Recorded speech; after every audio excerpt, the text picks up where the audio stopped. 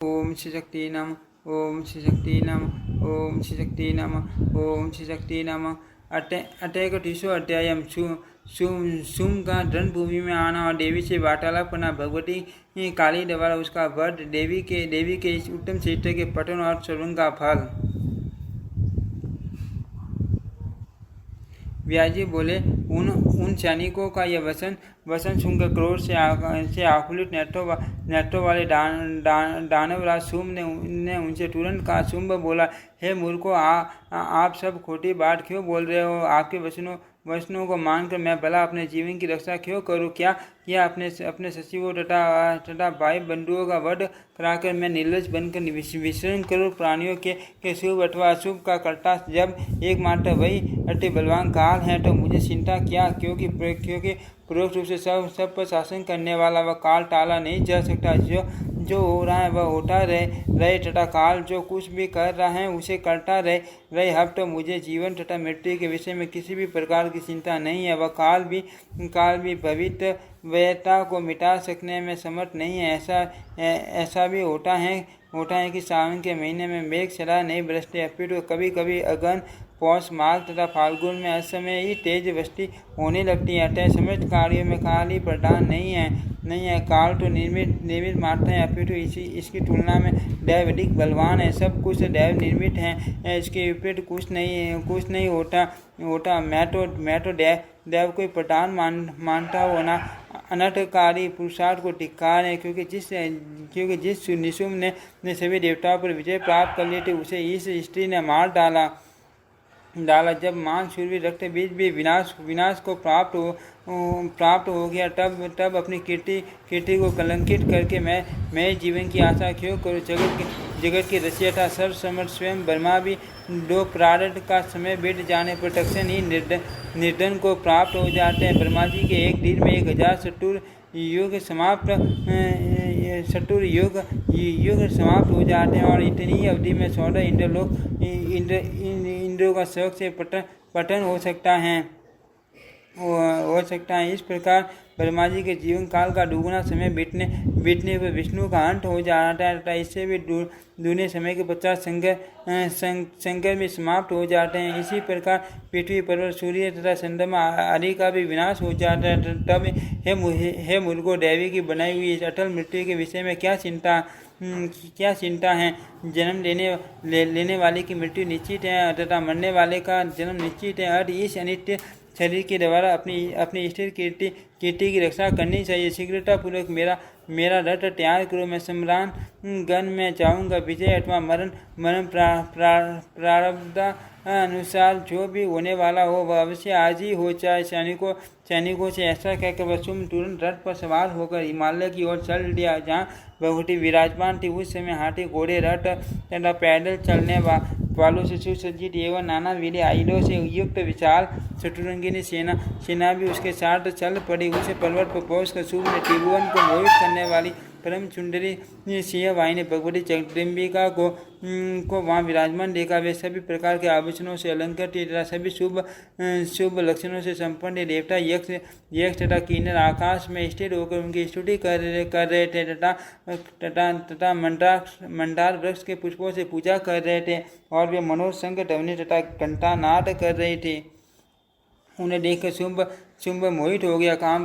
काम बाण से हाथ व शुंभ कामसक्त होकर मन ही मन सोचने लगा, हो इसका ऐसा आकर्षण रूप ऐसा अद्भुत चातुर्य, सुकुमारता तथा दृढ़ता, यह दोनों परस्पर विरोधी भाव इसमें एक साथ विद्यमान है। अत्यंत कुश शरीर वाली इस सुकुमारी में अभी यौवन प्रस्फुटित हुआ है, किंतु आश्चर्य है कि ये रमणी काम भावना से रहित है। रूप में कामदेव की पत्नी रति के समान सुंदर तथा सभी शुभ लक्षणों से संपन्न यह स्त्री कहीं अंबिका ही तो नहीं जो सभी महाबली दानवों का संहार कर रही है। इस अवसर पर मैं कौन सा उपाय करूं जिससे ये मेरी वशवर्तिनी हो जाए? इस हंस सदस्य नेत्रों वाली को वश में करने हेतु मेरे पास कोई मंत्र भी नहीं है।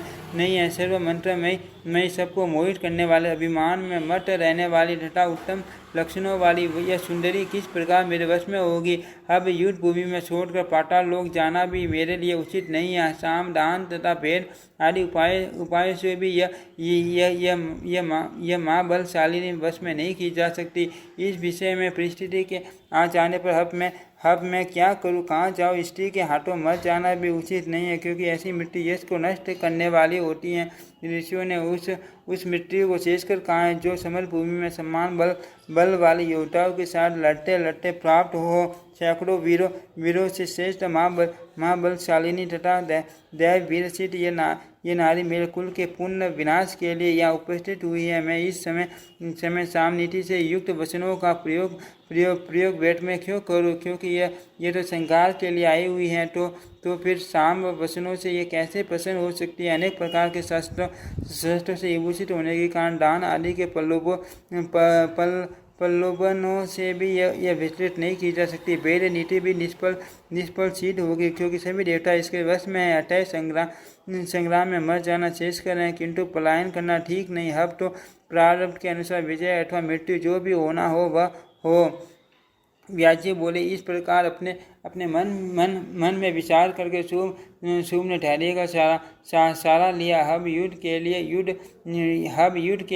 दृढ़ निश्चय करके उसने अपने सामने खड़ी भगवती से कहा, हे देवी युद्ध करो, किंतु हे प्रिय इस समय आपका यह परिश्रम व्यर्थ है। आप मूर्ख हो, क्योंकि युद्ध करना स्त्रियों का धर्म कदापि नहीं है। स्त्रियों के नेत्र ही बाण है, उनके भौहें धनुष हैं, उनके हाथ भावी शस्त्र हैं और जैसे कि पुरुष ही उनका लक्षण है। अंग रांग शीतल चंडल आदि उनका कवच है। मनोकामना रथ है तथा धीरे धीरे मधुर वाणी में बोलना बेरी डमनी है। अतः स्त्रियों के लिए अन्य शस्त्रों की कोई आवश्यकता नहीं रहती। यदि स्त्रियाँ इनके अतिरिक्त अन्य अस्त्र धारण करें तो ये निश्चित रूप से उनके लिए विडम्बना ही है। हे प्रिय, लज्जा ही नारियों का आभूषण है। दृष्टा उन्हें कभी भी शोभा नहीं देती। युद्ध करते हुए उत्तम नारी भी कर्कशा के सदस्य दिखाई देती हैं। धनुष खींचते समय कोई स्त्री अपने दोनों स्तनों को छिपाने से कैसे सफल हो सकती है। कहाँ नारियों की मंत्र गति और कहाँ युद्ध में घड़ा लेकर दौड़ना। इस समय यह कालिका तथा दूसरी स्त्री सामुदाई ही आपको बुद्धि देने वाली है। मध्यस्थ होकर संधिका मंत्रणा देती हैं। कर्कश सवर वाली शिवा आपकी शुश्रूषा में रहती हैं और सभी प्राणियों में भयंकर सिंह आपका वाहन है। हे सुंदरी बिना वादन छोड़कर आप ये जो घंटा नाद कर रही है वह सब आपके रूप तथा यौवन के सर्वथा विपरीत है। हे भामिनी, यदि युद्ध करना ही आपको अभीष्ट है तो आप सर्वप्रथम लंबे ओठों वाली विशिष्ट नखों वाली क्रूर स्वभाव वाली कौवे जैसे वर्ण वाली विकट आंखों वाली लंबे पैरों वाली भयंकर दांतों वाली और बिल्ली सदृश नेत्रों वाली कुरूप स्त्री बन जाओ। ऐसा ही विकराल रूप धारण करके आप युद्ध भूमि में स्थिरतापूर्वक खड़ी हो जाओ और कर्कश वचन बोलो, तभी मैं आपके साथ युद्ध करूंगा। क्योंकि हे मर्गन शाश्वत सरस नेत्रों वाली, हे रति तुल्य सुंदरी सुंदर दांतों वाली ऐसी रमणी को देखकर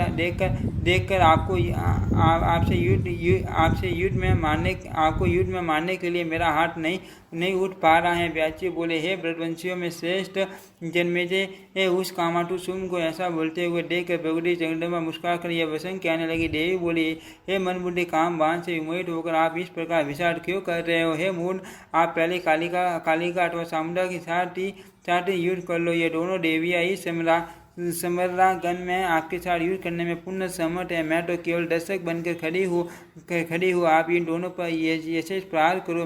मैं आपसे लड़ने की इच्छा नहीं करती। शुंभ ने ऐसा कहकर भगवती ने मधुर वाणी में कालिका से कहा, हे करूर कालिका के कृपा के साथ लड़ने की इच्छा वाली इस दानव को आप युद्ध में मार डालो। व्याची बोले, भगवती के इस प्रकार कहने पर काल रूपिणी कालिका काल से प्रेरित होकर बड़ी तेजी से तत्काल गदा उठाकर सावधानी पूर्वक रण में खड़ी हो गई। इसके बाद सभी देवताओं मुनियों और आत्माओं को देखते देखते उन दोनों में अति भीषण युद्ध प्रारंभ हो गया। शुभ ने अपनी गदा लेकर उसे कालिका पर प्रहार किया। भगवती कालिका भी अपनी से गदा से डटे राज शुंभ पर तेज प्रहार करने लगी। भयानक स्वर वाली संधि ने गदा से उस दैत्य के शरीर में चमकीले रथ को चूर कर डाला और शुंभ का रथ खींचने वाले गधों को मारकर उसके सारथी को भी मार डाला। क्रोध में भरे हुए शुंभ को अपनी विशाल गदा लेकर अटहास करते हुए पैदल ही पहुंच कर कालिका की दोनों भुजाओं के मध्य भाग वर्ग स्थल पर प्रहार किया। तब कालिका ने उसके गदा प्रहार को निष्फल करके शीघ्रतापूर्वक तलवार उठाकर शुंभ के संदन सदृश तथा आयुध युक्त बाएं हाथ को काट दिया। हाथ कट जाने तथा रक्तहीन होने के बावजूद भी रक्त से लटपट व शुंभ हाथ में गदा लिए हुए शीघ्रतापूर्वक कालिका के पास पहुंचकर उनके ऊपर प्रहार करने लगा। तब कालिका ने अपने तलवार से उसके गदा युक्त तथा बाजूबंद से शोभित दाहिने हाथ को घसते हंसते काट डाला। इसके बाद वह शुंभ कुपित होकर कालिका पर पैर से प्रहार करने के लिए शीघ्रतापूर्वक आगे बढ़ा। तभी कालिका ने अपनी तलवार से तुरंत उसके दोनों पैर भी काट डाले। हाथ पैर कट जाने पर भी ठहरो ऐसा कहता हुआ वह शुंभ कालिका को भयभीत करते हुए वेग पूर्वक दौड़ता हुआ उनकी ओर बढ़ा। उसे आते देख कर कालिका ने उसके कमल सदृश मस्तक को काट दिया, जिससे उसके कंठ से रक्त की अजस्त्र धारा बहने लगी। मस्तक कट जाने पर पर्वत तुल्य व शुंभ जमीन पर गिर पड़ा और उसके प्राण शरीर से निकल कर तत्काल प्रयाण कर गए। दैत्य शुंभ को इस प्रकार प्राणहीन होकर गिरा हुआ देख इंद्र सहित सभी देवता भगवती चामुंडा तथा कालिका की स्तुति करने लगे। सुखदायक पवन बहने लगा तथा सभी दिशाएं अत्यंत निर्मल हो गई। हवन करते समय शुंभ सूचना के रूप में अग्नि की पवित्र ज्वालाएं दाहिनी ओर उठने लगी। हे राजन, जो दानव मरने से बच गए थे वे सभी जगदम्बिका को प्रणाम करके अपने अपने आयु त्याग कर पाताल चले गए।